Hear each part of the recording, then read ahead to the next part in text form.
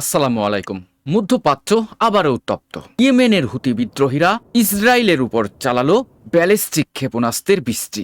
এটি তাদের প্রথম হামলা যুক্তরাষ্ট্র ইসরায়েল বনাম ইরানের যুদ্ধে। এই খবরটি আমি সংগ্রহ করেছি আল জাজিরা থেকে। বাংলাদেশ সময় 28 মার্চ 2026 বেলা 4:30টায় আল জাজিরা একটি ব্রেকিং নিউজ ইংরেজিতে এভাবে লিখেছে যে Yemen Houthi launch missile attack on Israel as war on Iran ইন্টেন্সিফাইস।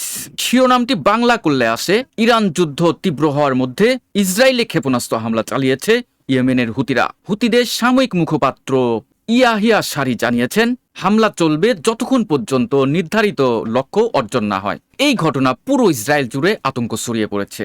সূত্র আল জাজিরা। হামলার সাথে সাথে সাইরেন বেজে ওঠে ইসরায়েলের পারমাণবিক কেন্দ্রের আশেপাশে।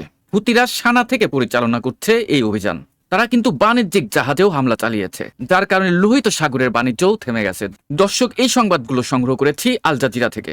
আল জাজিরা জানিয়েছে হুতিদের উপ তথ্যমন্ত্রী বলেছেন বাব আল মানদিব প্রণালী বন্ধ করা আমাদের বিকল্প। এই প্রণালীর মাধ্যমে ইসরায়েল 30% আমদানি করে। আল জাজিরার রিপোর্ট অনুসারে বিশ্লেষকেরা বলছেন রেড সি এবং সুয়েজ ক্যানাল বন্ধ হলে আন্তর্জাতিক বাণিজ্যে বড় রকমের প্রভাব পড়বে। আল জাজিরার তথ্য মতে একই সময়ে লেবানন থেকে 2টি রকেট হামলায় 9 জন ইসরায়েলি সেনা আহত। নতুন ফ্রন্ট খোলায় ইসরায়েলের উপর চাপ বাড়বে এবং অবশ্যই তারা প্রতিক্রিয়া জানাবে। মধ্যপ্রাচ্য কিন্তু আবারও অস্থির। সবসময় আপডেট পেতে মাশফিক হেলাল ইউটিউব চ্যানেলটি সাবস্ক্রাইব করুন।